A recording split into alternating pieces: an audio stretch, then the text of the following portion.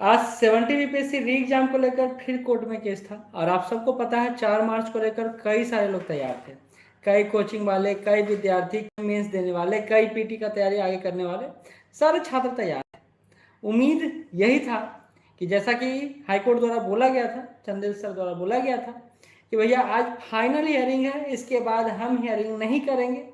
तो उन्होंने किया भी वही, वो हियरिंग अब नहीं करेंगे, वो सुनवाई नहीं करेंगे, तो करेगा कौन? तो जो करेंगे वो है डबल बेंच। मुश्किल वाला बात यह है ना कि उम्मीद टूटता है, बिखरता है, फिर बनता है, फिर सहेजते हैं, फिर आगे बढ़ते हैं और इस उम्मीद में अगला दिन बिताते हैं कि अगला दिन री एग्जाम का दिन ही होगा। लेकिन वो दिन कभी नहीं आता है, वो समय कभी नहीं बदलता है। बदलता है तो सिर्फ डेट, और वो डेट आज फिर बदला है।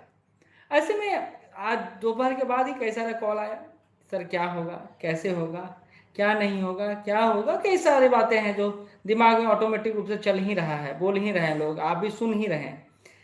बड़ा बात है कि कंट्राडिक्शन बहुत ज़्यादा है। अब जो डबल बेंच के यहाँ गया है, जो अभिजीत आनंद सर के बारे में आप सभी जानते हैं, बिहार के जो शिक्षा सत्याग्रही हैं उनसे उनका खास लगाव नहीं है, खास प्यार नहीं है। वो एक अलग ही हवा का रुख हैं जो किस बयार में बहेंगे ये पता नहीं चलता है।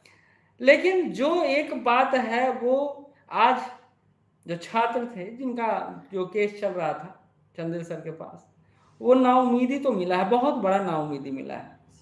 बोलने के लिए, कहने के लिए जो कह लें, लेकिन जो नाउमीदी मिला है कि हम लोग के केस पर सुनवाई होना चाहिए था। अब ये डबल बेंच पे गया है और 7 तारीख का डेट मिला है और 7 को बोला गया है कि फाइनल जजमेंट आएगा। लेकिन क्या वो फाइनल जजमेंट हो पाएगा? क्या वो दिन सुनवाई हो पाएगा या नहीं हो पाएगा? उसको लेकर कुछ भी क्लियर अभी तो नहीं बोल सकता हूं मैं, क्योंकि कई सारे हमने डेट को बदलते देखा है। हवा का रुख जैसे बदलता है वैसे डेट बदलता है हाईकोर्ट में, ये हम लोग देख रहे हैं। तो कहीं ना कहीं छात्रों के बीच नाउम्मीदी का एक दौर शुरू हुआ है। और कंट्राडिक्शन देखिए अभी क्या है ना, कोर्ट से उम्मीद करके हम लोग न्यायपालिका के पास जो उम्मीद करके गए थे वो उम्मीद सधता हुआ नहीं दिख रहा है, बढ़ता हुआ नहीं दिख रहा है। मतलब जहां था वहीं है, डेट बदल गया, समय बदल गया, अब तो बेंच भी बदल गया, लेकिन जो नहीं बदला वो है सुनवाई होना। अब तो सब होली के बाद ही आएगा, सब होली के बाद भी आएगा।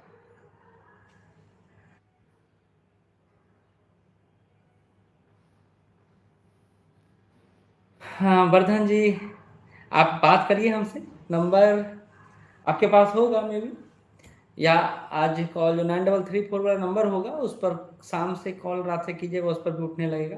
थोड़ा दिन हम लोग डिस्टर्ब थे, अब सारा प्रॉपर काम होगा और आपको पता चल जाएगा जो सारी चीज़ें आप जानना चाहते हैं। बड़ा बात है इसमें क्षति किसका हुआ पता है? स्टूडेंट का हुआ है।